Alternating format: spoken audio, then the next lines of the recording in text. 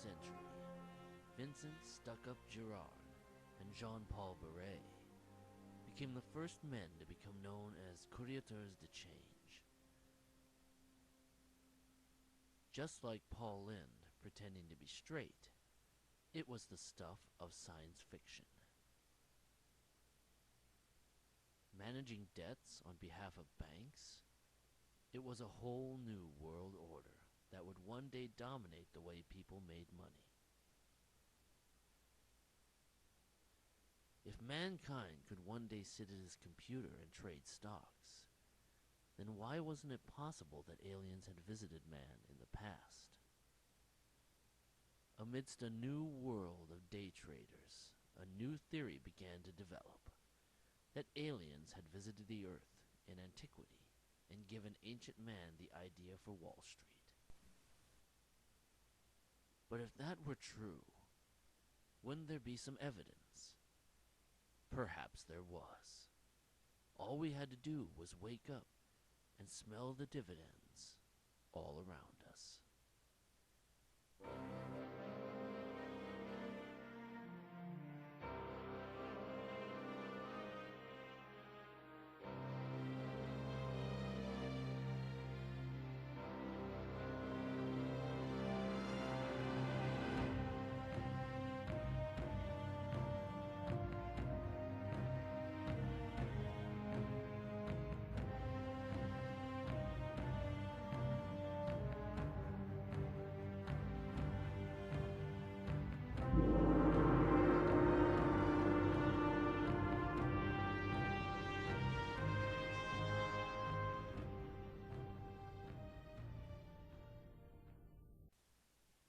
In 1985, a book was published by a Swiss author named Eric Longdong Fingerlicken.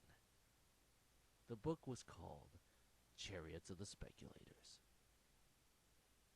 It speculated that the idea of Wall Street didn't originate with man, but rather a race of ancient alien beings visited the earth thousands of years ago and gave us the idea for quick trades of assets that could be controlled by one entity.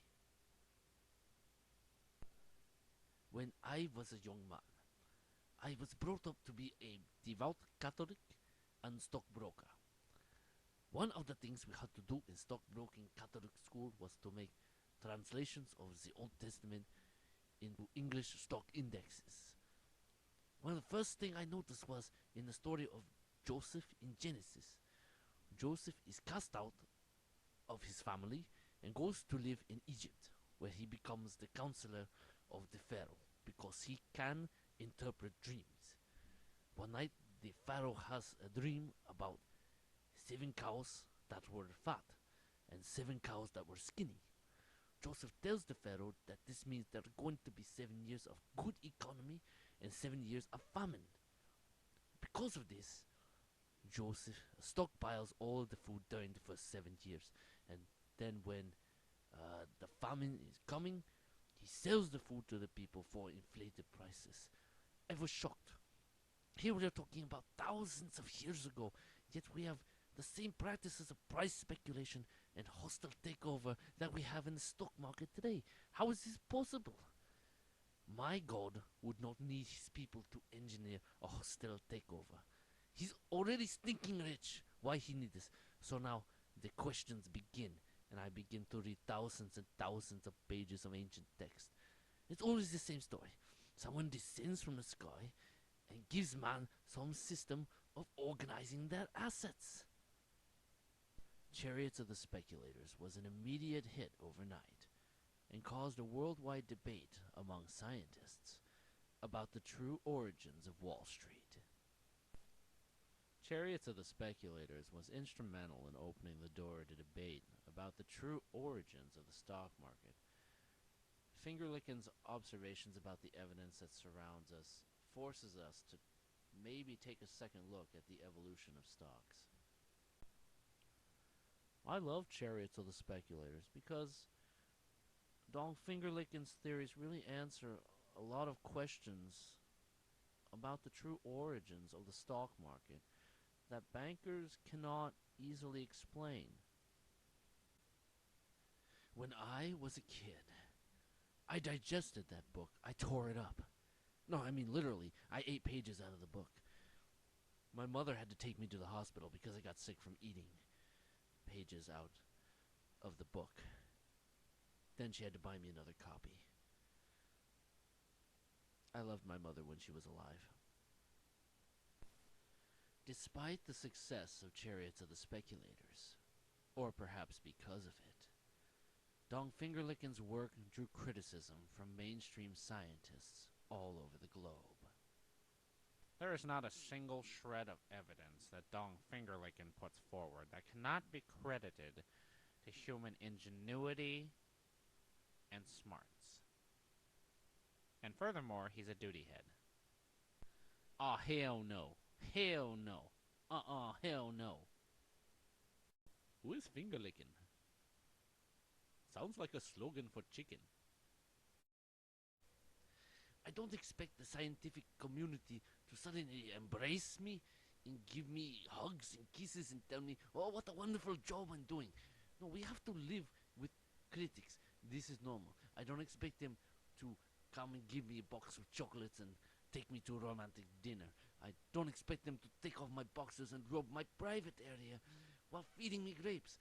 I don't expect them to bend me over the table and have animal-like sex with me for 2 hours straight. We can only dream about these things, and we have to live with detractors. So what evidence, if any, does Dong Fingerlicken give for backing up his outrageous claims? Well, not much. But here's something he thinks is relevant. For several days, we were flying over the stock exchange, mooning all of the stockbrokers as they entered. That was fun. After that, I took literally thousands of pictures of the building. Here you see is a picture that proves that this building was made artificially.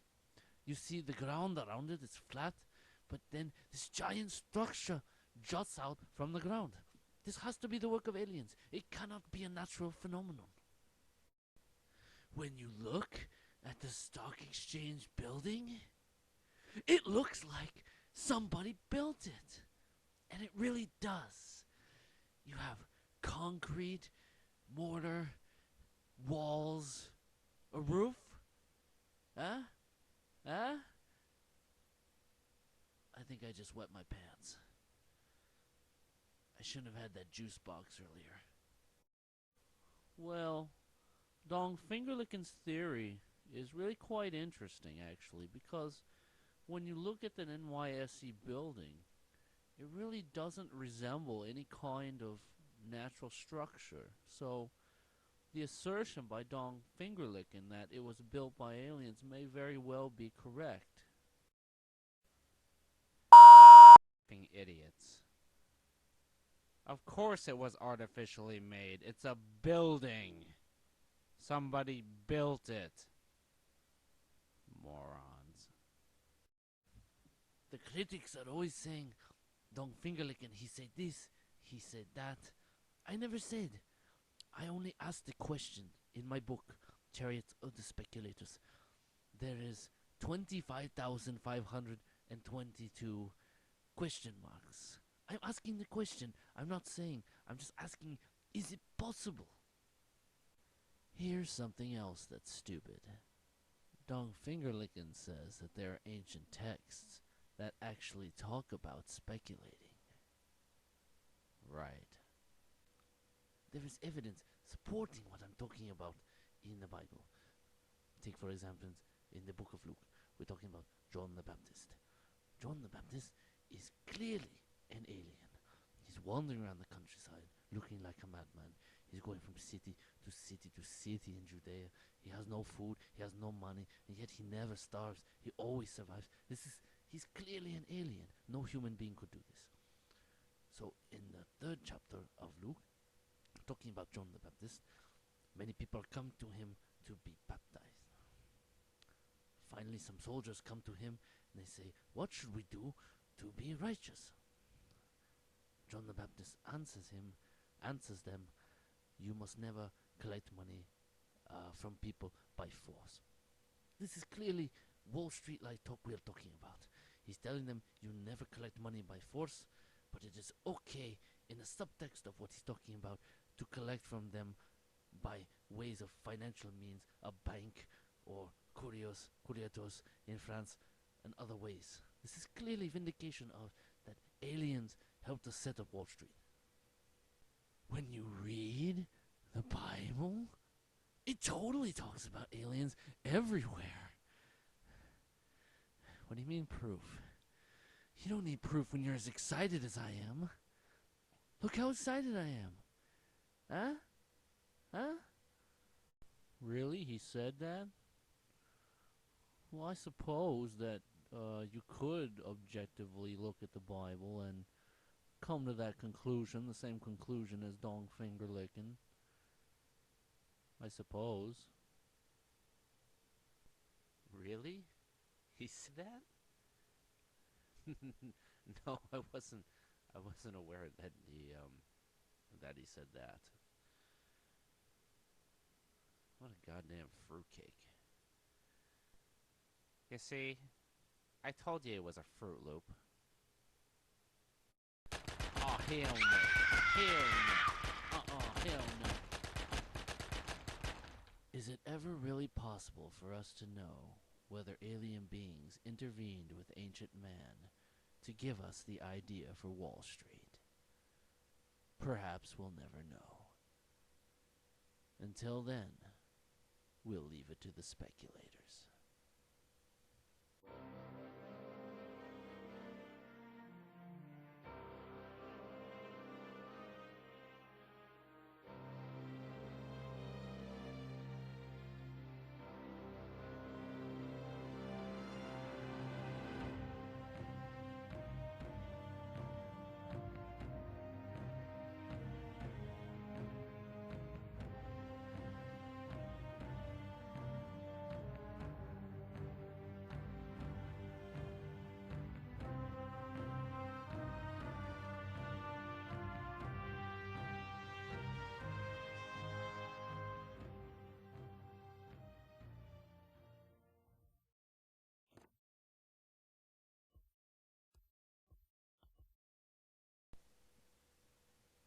You're still here?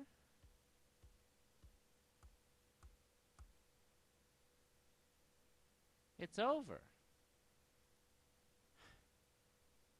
Go home.